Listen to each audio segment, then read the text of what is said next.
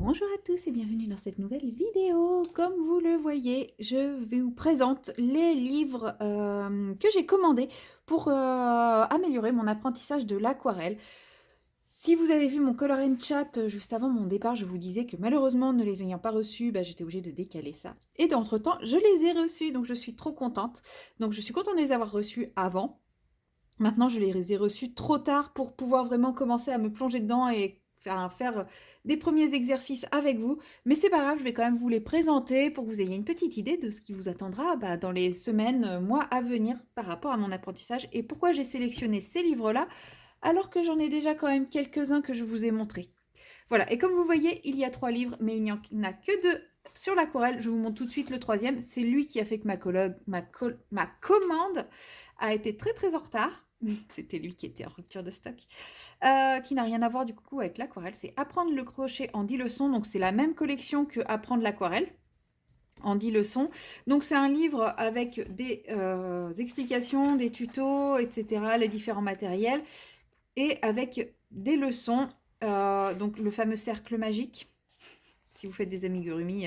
Donc crocheter en rond d'abord, parce que déjà, il faut apprendre à crocheter en rang avant de savoir faire des amigurumi. Donc le cercle magique pour les amigurumi, etc., etc. Et à chaque fois, vous avez un petit QR code qui vous permet de voir la leçon en pas à pas vidéo.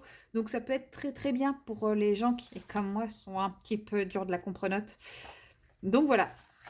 Donc en fait c'est cool parce que je me dis, enfin c'est quand même toutes les bases, donc le truc que je ne sais pas faire.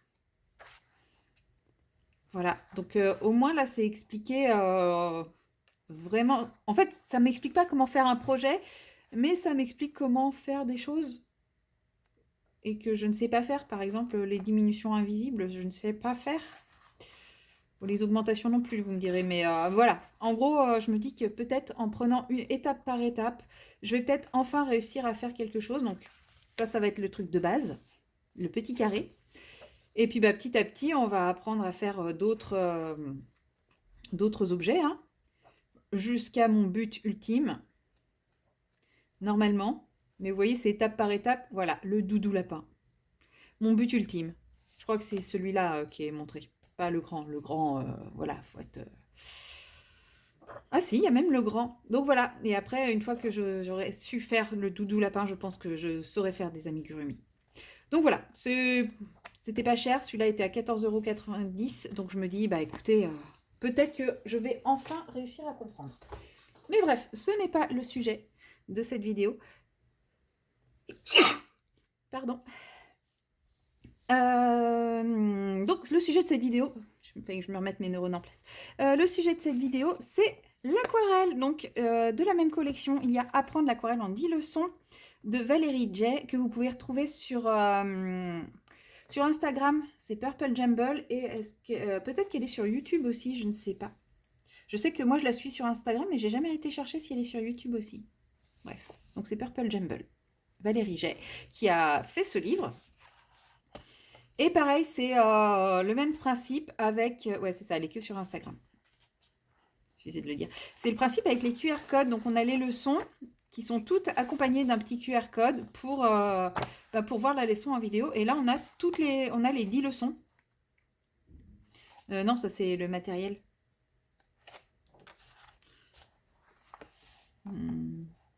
Non, c'est bien les 10 leçons, c'est pas que le matériel. En fait, c'est qu'au sommaire, on a page 4, c'est le matériel, et après, on a les 10 leçons à partir de la 6, et voilà. Donc c'est quand même pas mal, je trouve, parce que, vous voyez, connaître la peinture aquarelle, mine de rien, c'est quand même important, même si ça, j'ai quand même réussi à le travailler avec mes autres livres. Explorer la palette de couleurs, ça peut être bien de le travailler d'une autre façon, avec une autre approche. Utiliser, associer les couleurs, ça peut être bien. La transparence, ça, j'ai du mal. Les fusions et dégradés, je suis pas douée du tout. Le lavis, ça va à peu près. Les textures, je ne sais absolument pas faire. Et conserver des zones claires non plus. Donc là, c'est vraiment tous les trucs de base, entre guillemets. Et avec, on a les différents projets. Donc il y a 5 projets à réaliser. Et par exemple, celui-là, la fiche d'automne, je le trouve absolument magnifique. Les fleurs en négatif, j'adore. En fait, tous les projets sont beaux et me donnent pas l'impression qu'il faut avoir des talents en dessin innés. Donc en fait, là, vous avez les différentes leçons. En rose, c'est les leçons. Et ensuite, vous avez en blanc, c'est les projets. Donc voilà, les différents petits projets et tout. Avec en plus le dessin, donc il y a juste à recopier. Et vous voyez, c'est quand même pas un dessin trop difficile. Enfin, ça, je peux le dessiner. Normalement, je peux réussir à le dessiner. Parce que les autres livres que je possède, il y a des chouettes dessins aussi. Mais faut déjà savoir dessiner. Et c'est vraiment ce qui m'a bloqué, ce qui m'a freiné dans l'apprentissage vis-à-vis de ces livres-là. Enfin, faire un paysage au bout de la 3e leçon, c'est vachement dur. Tu es déjà en train d'essayer d'apprendre une technique à maîtriser un médium et en plus tu dois faire un dessin que tu sais déjà pas faire de base.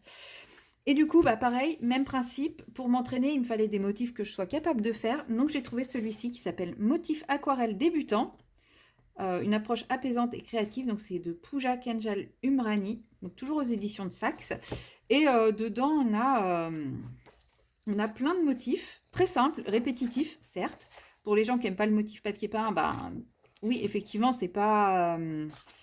vous voyez, vous avez à peu près une idée de tous les motifs qu'il va y avoir, quoi.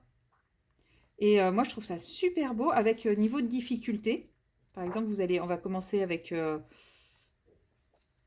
donc, on a des explications, les équipements, le matériel, etc., etc. Hop, les tailles de papier, le type de papier, etc. Donc là, toujours la petite théorie. Et après, on passe à la pratique. Et sur chacun, on a le niveau de difficulté, les couleurs à utiliser, le type de pinceau à utiliser, le type de papier, etc. Et bah, à chaque fois, après, c'est exerçons-nous, explications, etc., etc. Et voilà, c'est en plein d'étapes, quoi. Donc là, on a 5 étapes et là, on a la version un peu plus compliquée en 7 étapes. Et chaque motif, c'est ça. Et en fait, le but, oui, effectivement, ce sont des motifs qui sont simples, mais pour quelqu'un qui ne sait pas dessiner, au final, c'est très bien. Puisque bah, on perd cette difficulté liée au dessin, on a juste à faire les couleurs et en fait, ça va permettre d'apprendre vraiment à maîtriser tout, quoi. Tout. Voilà, tout simplement. Avec des motifs simples. Et en fait, moi, mon problème, il était là. C'est que je bloquais totalement avec les motifs, les dessins, parce qu'à chaque fois, c'était des dessins ultra complexes, ultra travaillés. Et bah, clairement, bah, j'y arrivais pas, quoi. Et franchement, il y a des chouettes, il y a des... Voilà, par exemple, on peut faire des jolis dessins de Noël, cartes de Noël. Ça, par exemple, dans Clara Markova. Dans Anna Carlson, il y en a plein des boules de Noël comme ça. Bah, mine de rien, là, je vais apprendre à pouvoir les faire à l'aquarelle et pourquoi pas ne les faire qu'à l'aquarelle. On a le croquis qui est ici.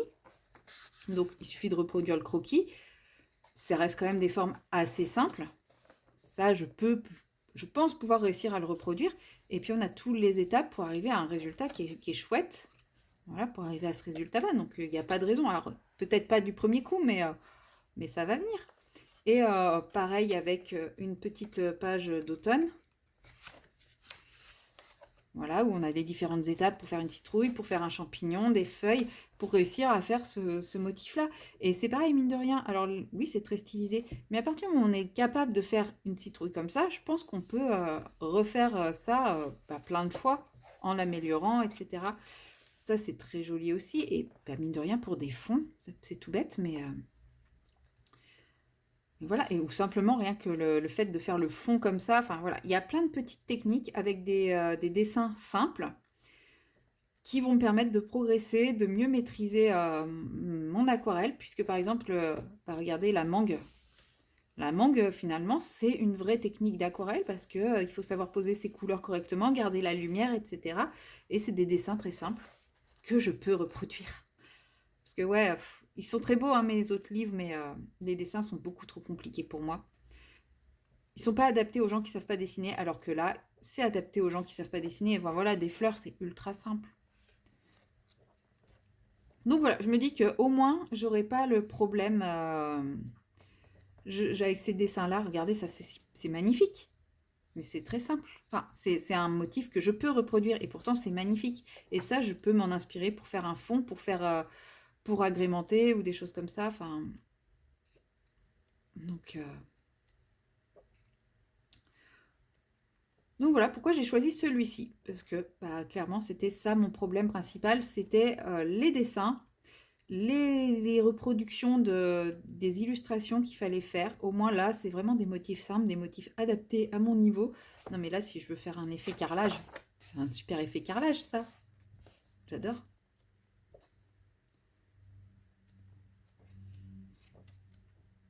Donc, maintenant, je vais repartir avec ces bouquins-là. Après, je ne mets pas les autres de côté, hein. C'est juste que, voilà, je vais repartir sur plus simple, plus adapté à moi. Et puis, bah, quand j'aurai réussi à bien maîtriser avec ces deux livres-là, et ben éventuellement, je partirai sur mes bouquins qui sont un peu plus compliqués pour faire des dessins un peu plus complexes. Voilà, donc c'était une petite vidéo vraiment de présentation de ces deux livres-là, parce que je ne vous les ai pas présentés.